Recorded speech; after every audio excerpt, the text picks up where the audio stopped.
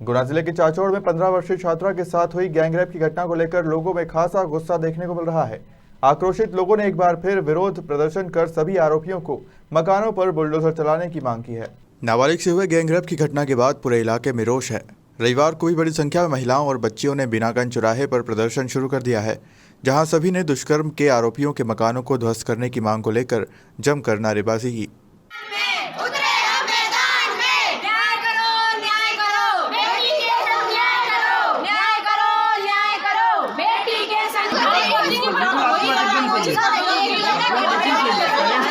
इसके चक्कर में हमारी लड़कियों को बाहर नहीं निकलने देते। Restriction is not given to boys. Actually, it is given to girls.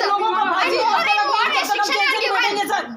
प्रशासन ने भी आरोपियों के मकान तोड़ने की कार्यवाही शुरू कर दी है। प्रशासन शनिवार को ही आरोपियों के घर बिल्डिंग परमिशन के नोटिस जारी किए थे।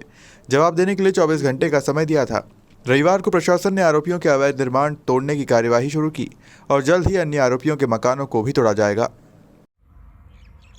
मेरा नाम है रामजीवन, पिताजी का नाम इमराज। मैं बुआ जी को लेने जा रहा था, वहाँ पे बापचल एरिया। तो रास्ते में ही था जब काना का कॉल आया मेरे पास। तो काना ने बोला कि भाई मैं बीना से गर्लफ्रेंड को लेके आया था ब्यावरा, उसकी तबीयत ख़राब हो गई यार, तू आ जा गाड़ी से हमें बीनागंज छोड़ देना और इसका इलाज करवा लेंगे।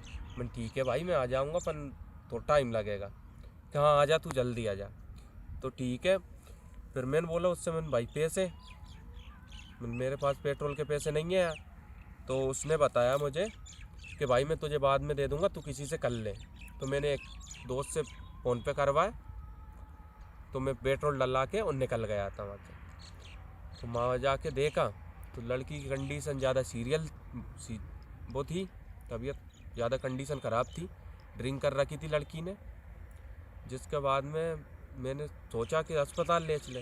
तो अस्पताल मतलब रास्ते में ही थे। तो मैंने काना से बोला, मैंने भाई यहाँ तो अपनी कोई पहचान नहीं है, मैंने यहाँ तो फालतू ऐसे केस में झेल नहीं पा गया। तो अपन बीनागंज ले चला, बीनागंज अपन कहीं भी डॉक्टर है बता लेंगे। तो ब्यावरा से हम बीनागंज निकल गए। बीनागंज निकल के आए तो हमने जैनपथ पे, मैंने सोचा रास्ते में पेची पे, मैंने यार जैनपथ पे रोक ले, मैं नींबू कुछ हो जाएगा तो इससे थोड़ा ये नशा उतर जाएगा इसने पी रखी जो। तो हमने जैनपथ पे नींबू खिलाया उसको और मैंने खाना खाया। मैंने यार भाई मैं दिन भर से भूख लग रही, मैं खाना खाऊंगा। ठीक है भाई खा ले तू, मैं इसको नींबू खिला देता हूँ। नींबू खिलाया उसको, जब भी कोई फ़र्क नहीं पड़ा उसको बिल्कुल भी। फिर बीनागंज गए, बीनागंज रास्ते में ही तो मैंने बोला, मैंने भाई टाइम हो गया बहुत ज़्यादा, तो इसके घर कॉल कर दे या फिर कहीं भी इनमें उतार ले गाड़ी में से। तो उसने बोला कि यार भाई ऐसा मत करे यार, वापसी ब्यावरा चले, ब्यावरा डॉक्टर है बता ले। तो हम रिटर्न ब्यावरा भी गए वापसी। तो फिर उसने बोला कि ब्यावरा, मैंने सोचा तो मैंने कही यार मैं ब्यावरा में नाम नहीं हो पाएगी कहीं भी व्यवस्था अपनी। तो हम वापसी ब्यावरा से रिटर्न आ गए। मन भाई तू, मैंने जानता कुछ भी, तू तो बीना जिसको उतार ले कहीं पे भी तेरे हिसाब से, मुझे नहीं है मतलब, बस मेरी गाड़ी में से उतार ले तू कैसे। तो उसने बोला तू हम चार रोड पे छोड़ दे, वहाँ कमरा पर हम उतार लेंगे। मैंने सर उसको वहाँ पे खाना को और उसकी गर्लफ्रेंड को तो वहाँ पे छोड़ दिया। उसके साथ एक लड़का और था, मैं नाम नहीं जानता उसका। तो मैंने उनको तो वहीं छोड़ दिया। जिसके बाद में गाड़ी ये बीनागंज रोड से लेके चांचड़ा रोड तक पूरे लड़के खड़े रहते हैं। कोचिंग की छुट्टी होने के पहले ही लड़के सारे खड़े हो जाते हैं। और दूध डेयरी ये बस स्टैंड है, यहाँ पर भी लड़के खड़े रहते हैं। आए दिन घटना होती है, पुलिस प्रशासन कुछ नहीं करता है। उसके चक्कर में फिर घर वाले बोलते हैं कि घर से निकलना बंद कर दो। आप बताओ कि लड़कियों को घर से निकलना बंद होना चाहिए? लड़कियों के लिए एक प्राइवेसी होना चाहिए, लड़कियों को बाहर निकलना भी जरूरी है। ऐसा नहीं भैया हम घर में ही बैठे रहेंगे। इसलिए और ये लोग बोल रहे हैं कि भैया भाइयों की शादी के लिए, ऐसा नहीं है, हम भाइयों पे डिपेंड होंगे, इसलिए हम लोगों को प्राइवेसी चाहिए। सर बीनागंज से चाचौड़ा तक पूरे हर एक, कोई वार्ड विशेष के लिए नहीं बोल रहे हैं, पूरे चाचौड़ा में लड़कों के लिए कार्रवाई होना चाहिए। लड़के फालतू हमारा घूमते हुए और ये छेड़ाछाड़ी करते हुए नहीं मिलना चाहिए। और अगर आगे से मिलते हैं तो आज तो हम पहली बार आए और हम बार बार आएंगे। अगर इस तरह से कोई लड़का कुछ करेगा तो ये तो कोई छोटी बात नहीं है, ये तो कुछ छोटी सी बात, ये कोई छोटी बात नहीं है। जो भी हुआ है बहुत कुछ हुआ है। अब जब तक नहीं जाएंगे जब तक टीआई सर आके यहाँ पे पूरा आश्वासन नहीं देंगे। किस तरीके ये घटनाओं से क्या घर वाले मना करते हैं, क्या जो आप वो ये कहते हैं कि बेटा थोड़ा सा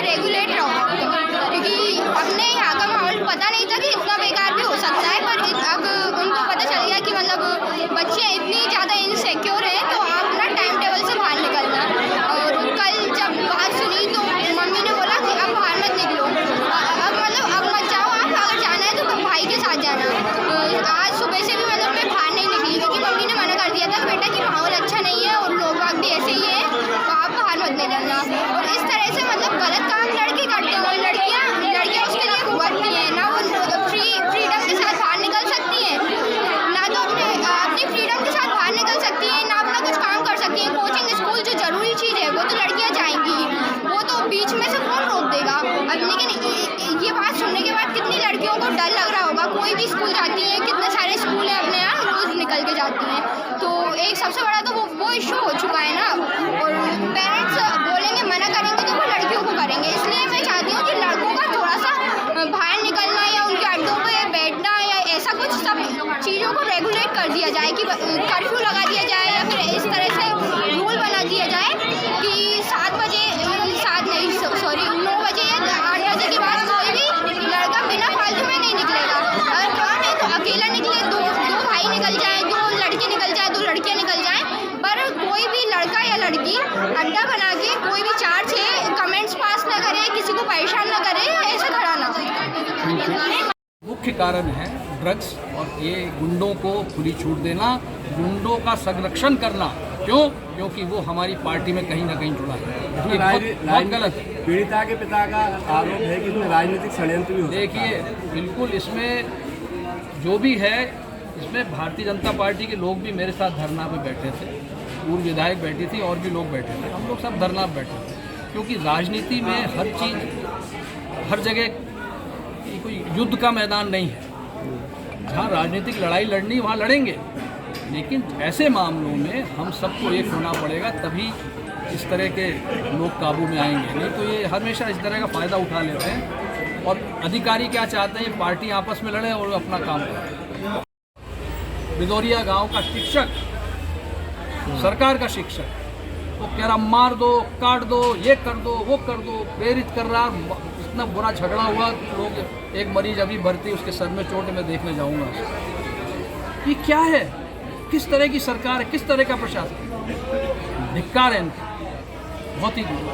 मैंने ऐसा होपलेस प्रशासन, ऐसी होपलेस पुलिस, ऐसी होपलेस सरकार कभी अपने 40-50 साल के जीवन में नहीं कह रहा हूँ। मैंने इतना होपलेस घटिया थाना प्रभारी नहीं देखा। इसकी तो नौकरी बर्खास्त होना चाहिए। अभी कुछ दिन पहले एक 10 साल की बच्ची का अपहरण हुआ एक गांव से। वो तो गांव वालों ने रोक लिया उसको, बच्ची को मोटरसाइकिल बिठा के ले जा रहा है। उनके खिलाफ कुछ कार्रवाई नहीं की गई। और जो अपहरण कर रही थी महिला, उसको फॉरेस्ट रेंजर ने रेंज की ज़मीन पे कब्जा कराया और 6,000 रुपये महीने उससे लेता था। ये तो सरकारी कर्मचारियों की हालत है। तो 6,000 रुपये महीने क्या सर? 6,000 रुपये महीने रेंजर लेता था उस महिला से जो वेश्यावृत्ति कराती है, हाईवे पे, नेशनल हाईवे पे, और 10 साल की बच्ची को पकड़ के ले जा रहे थे। तो गांव वाले आ गए, उनने कार्रवाई करी और हम लोग लड़े, तब जाके उसका होटल गिराया। और आज भी बड़ी मुश्किल से अरेस्ट किया है उसको, और उसके सदस्य आज भी बैठे हैं होटल पे।